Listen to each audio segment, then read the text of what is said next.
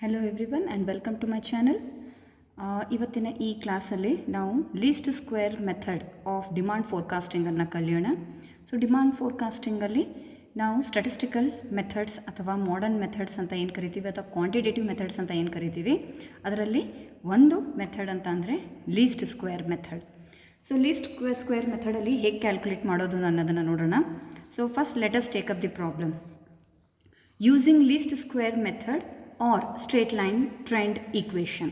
So ನೋಡಿ, ಎರಡು ಒಂದೇ. ಲೀಸ್ಟ್ ಸ್ಕ್ವೇರ್ ಮೆಥಡ್ ಅಂದ್ರೂ ಒಂದೇ, ಸ್ಟ್ರೇಟ್ ಲೈನ್ ಟ್ರೆಂಡ್ ಈಕ್ವೇಷನ್ ಅಂದ್ರೂ ಒಂದೇ. Find the trend values for the following data.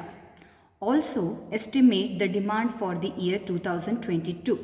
So ನೋಡಿ, ಇಲ್ಲಿ ಟ್ರೆಂಡ್ ವ್ಯಾಲ್ಯೂಸ್ ಅನ್ನೋದು ತುಂಬ ಇಂಪಾರ್ಟೆಂಟ್. ಟ್ರೆಂಡ್ ವ್ಯಾಲ್ಯೂಸನ್ನು ಕ್ಯಾಲ್ಕುಲೇಟ್ ಮಾಡೋಕ್ಕೆ ಕೊಟ್ಟಾಗ ಮಾತ್ರ ನಾವು ಟ್ರೆಂಡ್ ವ್ಯಾಲ್ಯೂಸನ್ನು ಕ್ಯಾಲ್ಕುಲೇಟ್ ಮಾಡಬೇಕು, ಇಲ್ಲ ಅಂತಂದರೆ ಡೈರೆಕ್ಟ್ ಎಸ್ಟಿಮೇಷನಿಗೆ ಹೋಗಬೇಕಾಗತ್ತೆ.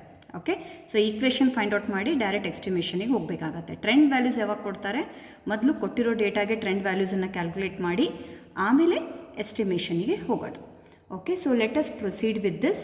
ಸೊ ನೋಡಿ, ಇಯರಲ್ಲಿ 2016, 17, 18, 19, 2020 ಕೊಟ್ಟಿದ್ದಾರೆ. ಅದೇ ರೀತಿ ಸೇಲ್ಸ್ ಯೂನಿಟ್ಸಲ್ಲಿ ಕೊಟ್ಟಿದ್ದಾರೆ. 500 ಯೂನಿಟ್ಸ್, 480, 520, 540 ಆ್ಯಂಡ್ 580 ಯೂನಿಟ್ಸ್. ಈಗ ಈ ನಂಬರ್ ಆಫ್ ಇಯರ್ಸನ್ನು ನಾವು ತೊಗೊಂಡಾಗ ನೋಡಿ, they are odd. Okay, 1, 2, 3, 4, 5 years information, ಅಥವಾ 3 ಇರ್ಬೋದು, 5, 7, 9, 11 ಈ ರೀತಿ ಆಡ್ ನಂಬರ್ಸಲ್ಲಿದ್ದಾಗ ನಾವು ಯಾವ ರೀತಿ ಕ್ಯಾಲ್ಕುಲೇಟ್ ಮಾಡ್ತೀವಿ. ಅದೇ ಈವನ್ ಇದ್ದಾಗ, ಈವನ್ ನಂಬರ್ ಆಫ್ ಇಯರ್ಸ್ ಅಂದರೆ ಇಲ್ಲಿ ಇನ್ಸ್ಟೆಡ್ ಆಫ್ 5, 6 ಇಯರ್ಸ್ ಕೊಟ್ಟಿದ್ದಾರೆ, ಅಥವಾ 8 ಇಯರ್ಸ್ ಕೊಟ್ಟಿದ್ದಾರೆ, 4 ಇಯರ್ಸ್ ಕೊಟ್ಟಿದ್ದಾರೆ. ಈವನ್ ನಂಬರ್ ಇಯರ್ಸ್ ಕೊಟ್ಟಾಗ ಯಾವ ರೀತಿ ಕ್ಯಾಲ್ಕುಲೇಷನ್ ಆಗುತ್ತೆ ಅನ್ನೋದನ್ನು ನೋಡಬೇಕು. ಸೊ ಇಲ್ಲಿ ಇವತ್ತಿನ ಈ ವಿಡಿಯೋದಲ್ಲಿ ನಾವು ಆಡ್ ನಂಬರ್ಸ್ ಕೊಟ್ಟಾಗ ನಾವು ಯಾವ ರೀತಿ ಕ್ಯಾಲ್ಕುಲೇಟ್ ಮಾಡ್ತೀವಿ ಅನ್ನೋದನ್ನು ನೋಡೋಣ. ಓಕೆ, ಸೊ ಈಗ ಟೇಬಲ್ ಹಾಕ್ಕೊಳ್ಳೋಣ ಮೊದಲು. So table you can see here, calculation of trend values using least square method.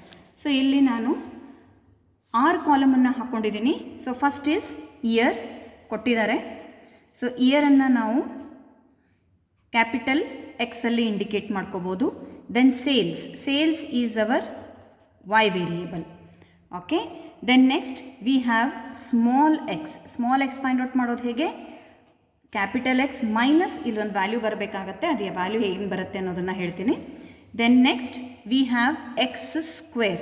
ಇಲ್ಲೇನು ಎಕ್ಸ್ ವ್ಯಾಲ್ಯೂ ಬರುತ್ತೆ ಅದನ್ನು ಸ್ಕ್ವೇರ್ ಮಾಡ್ಕೊಳ್ಳೋದು. Then X into Y. So ಇಲ್ಲಿ ಎಕ್ಸ್ ಮತ್ತು ವೈ ಇವೆರಡರ ಪ್ರಾಡಕ್ಟನ್ನು ಇಲ್ಲಿ ತೊಗೋಬೇಕಾಗತ್ತೆ. Last one is our trend values. So trend values calculate ಮಾಡೋಕ್ಕೆ ಕೊಟ್ಟಾಗ ಈ ಕಾಲಮ್ ಬರುತ್ತೆ, ಕ್ಯಾಲ್ಕುಲೇಟ್ ಮಾಡೋಕ್ಕೆ ಹೇಳಿಲ್ಲ ಅಂದಾಗ ಈ ಕಾಲಮನ್ನು ನಾವು ಎಕ್ಸ್ಕ್ಲೂಡ್ ಮಾಡ್ಕೋಬಹುದು. ಸೊ ಫಸ್ಟ್ ಕೊಟ್ಟಿರೋ ಇನ್ಫಾರ್ಮೇಷನನ್ನು ಬರ್ಕೊಳ್ಳೋಣ. ನೋಡಿ, ಕೊಟ್ಟಿರೋ ಇನ್ಫಾರ್ಮೇಷನ್ ಏನಿದೆ, 2016, 17, 18, 19, 20 ಇದನ್ನು ಇಯರ್ ಕಾಲಮಲ್ಲಿ ಬರ್ಕೊಳ್ಳೋಣ.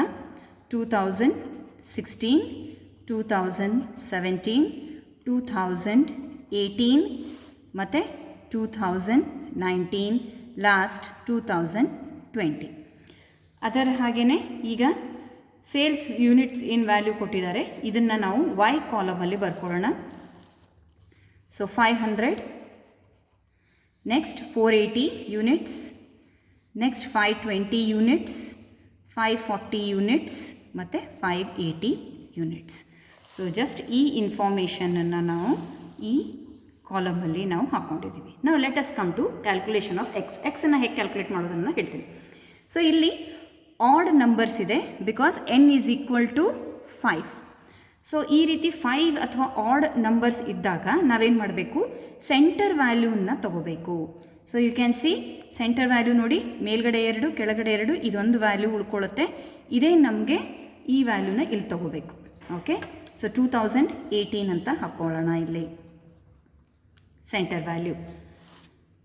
ಸೊ ಆಡ್ ನಂಬರ್ಸ್ ಇದ್ದಾಗ ಸೆಂಟರ್ ಮಿಡ್ ವ್ಯಾಲ್ಯೂ ಏನು ಬರುತ್ತಲ್ಲ ಅದನ್ನೇ ನಾವಿಲ್ಲಿ ತಗೋಬೇಕು.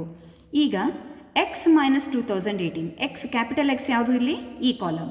ಸೊ ಫಸ್ಟ್ ನೋಡಿ, 2016 minus 2018 will give us -2. So ಇಲ್ಲಿರೋ ವ್ಯಾಲ್ಯೂ ಮತ್ತು ಇದನ್ನು.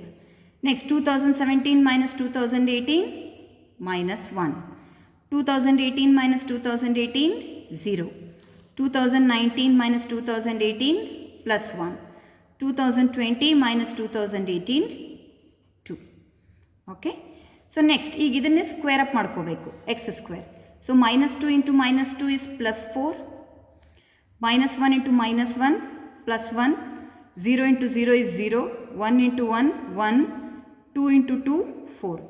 ಓಕೆ, ಸೊ ನಾವೇನು ಮಾಡಿದ್ವಿ, ಈಗ ಎಕ್ಸನ್ನು ಕ್ಯಾಲ್ಕುಲೇಟ್ ಮಾಡಿದ್ವಿ, ಕ್ಯಾಪಿಟಲ್ ಎಕ್ಸನ್ನು ಅಂದರೆ ಟಿ, ಅದು ಇದು ಇಯರ್ ಅಂತ ನಾವು ಏನು ಹೇಳ್ತೀವಿ ಅದನ್ನು ಟೈಮ್ ಅಂತ ತೊಗೊತೀವಿ.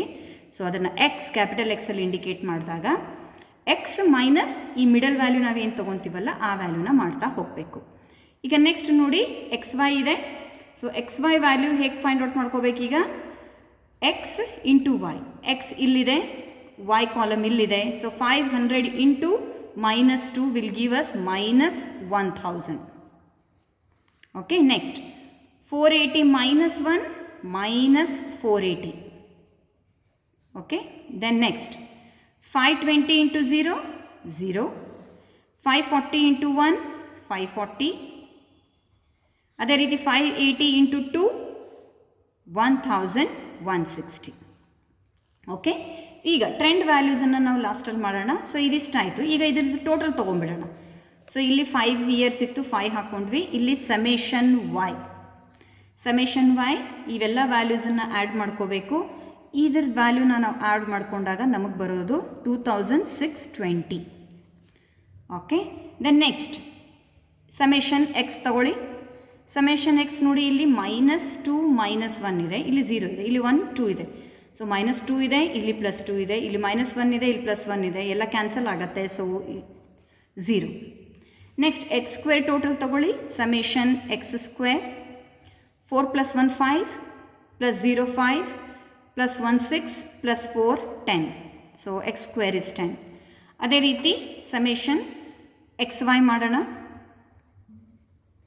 ಸೊ -140, ಯಾಕಂದರೆ 1000 + 480 ಇದೆ, 1480 -1480 ಇಲ್ಲಿ +1700 ಆಗುತ್ತೆ. ಸೊ ಇವೆರಡನ್ನು ನಾವು ಅಡ್ಜಸ್ಟ್ ಮಾಡಿದಾಗ it is 220. Okay, +1700 -1480 gives us 220. ಈಗ we need to frame the equation. ಇಲ್ಲಿ ನೋಡಿ, equation which we are going to use is, we know that y is equal to a plus bx. ಈ ಈಕ್ವೇಷನನ್ನು ನಾವು ಇಲ್ಲಿ use ಮಾಡ್ಕೊತೀವಿ. y ಅಂತಂದರೆ sales. Okay, sales. a is a constant, b is also a constant which indicates change. x ನಾವಿಲ್ಲೇನು ಈ ಕಾಲಮಲ್ಲಿ calculate ಮಾಡ್ತೀವಲ್ಲ, this is x. So ಮೊದಲು ಎ ಮತ್ತು ಬಿ ಅನ್ನು ಫೈಂಡ್ ಔಟ್ ಮಾಡ್ಕೊಳ್ಳೋಣ. ವೈ ಅಂತೂ ನಾವು ಫೈಂಡ್ ಔಟ್ ಮಾಡ್ಕೋಬೇಕು, ಎಸ್ಟಿಮೇಟ್ ಮಾಡೋದಿದೆ. ಸೊ ಎ ನೋಡಿ, how to find out a is equal to summation y divided by n. Summation y ಎಷ್ಟು ಬಂದಿದೆ ನಮಗೆ, 2620 divided by n is 5. So 2620 divided by 5 will be 524. ಇದು ಎನ value. Next b is equal to summation xy divided by summation x square.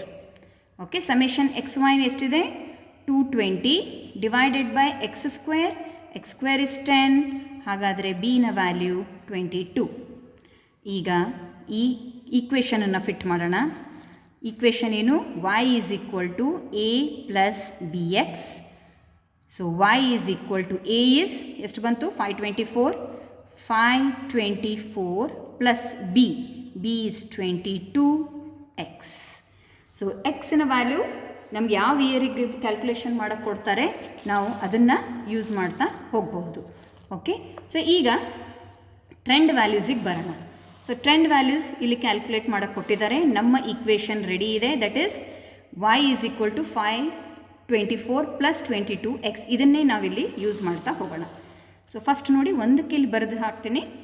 So first is a plus a is 524 plus b that is 22x. ಎಕ್ಸಿನ value ಎಷ್ಟಿದೆ ಇಲ್ಲಿ ನೋಡಿ, ಎಕ್ಸಿನ value -2 ಇದೆ. So -2. So ಇದರ answer ಏನು ಬರುತ್ತೆ ನೋಡಿ, 524 ಪ್ಲಸ್ 22 ಇಂಟು -2 -44 ಆಗುತ್ತೆ. ಸೊ ಇದ್ರದ್ದು ಆನ್ಸರ್ ನಮಗೆ 480 ಬರುತ್ತೆ. ಯಾಕಂದರೆ ಇದು ಪ್ಲಸ್ ಇಂಟು ಮೈನಸ್ ಮೈನಸ್ ಆಗೋಗುತ್ತೆ. 524 ಮೈನಸ್ 44 ವಿಲ್ ಬಿ 480. ಈಗ ಅದೇ ರೀತಿ ನೆಕ್ಸ್ಟ್ ಎಕ್ಸಿನ ವ್ಯಾಲ್ಯೂ -1 ಅಂತ ಹಾಕ್ಕೊಂಡ್ರೆ 524 ಪ್ಲಸ್ 22 ಇಂಟು -1. ಸೊ ಇದೇನಾಗುತ್ತೆ 524 ಪ್ಲಸ್ -22. ಸೊ 524ಅಲ್ಲಿ 22ನ ಮೈನಸ್ ಮಾಡಬೇಕು. We get 502.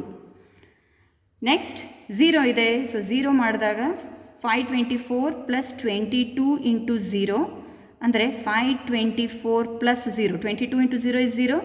So answer is 524. ಅದೇ ರೀತಿ ನೆಕ್ಸ್ಟ್ ಎಕ್ಸಿನ ವ್ಯಾಲ್ಯೂ 1 ಇದೆ.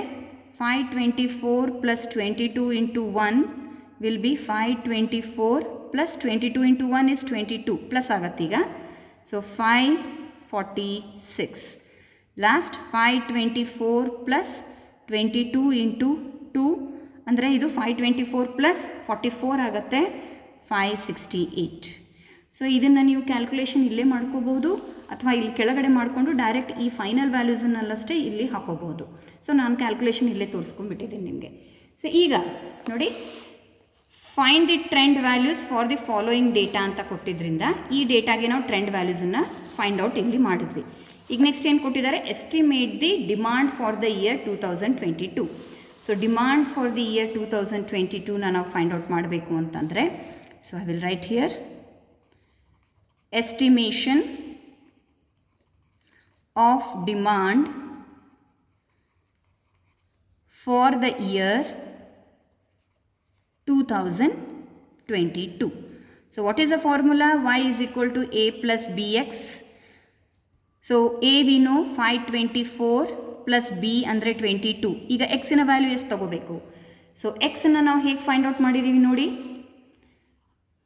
ಕ್ಯಾಪಿಟಲ್ ಎಕ್ಸ್ ಅಂದರೆ ಇಯರ್ ಮೈನಸ್ 2018. ಸೊ ಅದನ್ನೇ ಇಲ್ಲಿ ಮಾಡ್ಕೊಂಡು ನೋಡೋಣ ಎಷ್ಟು ಬರುತ್ತೆ ಅಂತ.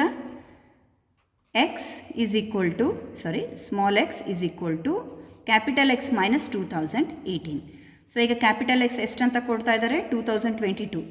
2022 ಮೈನಸ್ 2018 ವಿಲ್ ಬಿ 4. ಸೊ ಈಗ ಎಕ್ಸಿನ ವ್ಯಾಲ್ಯೂ 4 ಅಂತ ಹಾಕ್ಕೊಳ್ಳೋಣ.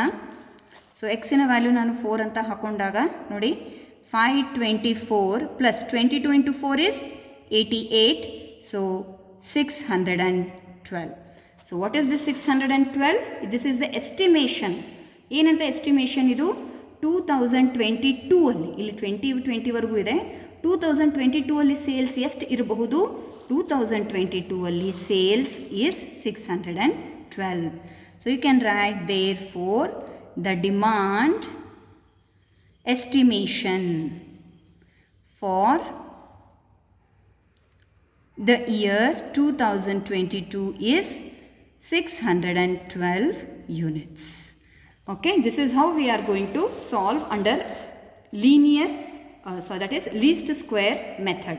So least square method ಅಲ್ಲಿ ಇಲ್ಲಿ ಏನಾಗಿತ್ತು, ಆಡ್ ಇಯರ್ಸನ್ನು ಕೊಟ್ಟಾಗ ಈ ರೀತಿನ ನಾವು ಕ್ಯಾಲ್ಕುಲೇಟ್ ಮಾಡ್ತೀವಿ.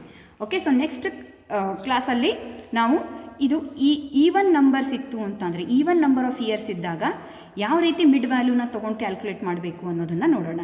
ಸೊ ಈ ನನ್ನ ಚಾನಲನ್ನು ಲೈಕ್ ಮಾಡಿ, ಸಬ್ಸ್ಕ್ರೈಬ್ ಮಾಡಿ ಮತ್ತು ಕಮೆಂಟ್ ಮಾಡಿ. Thank you.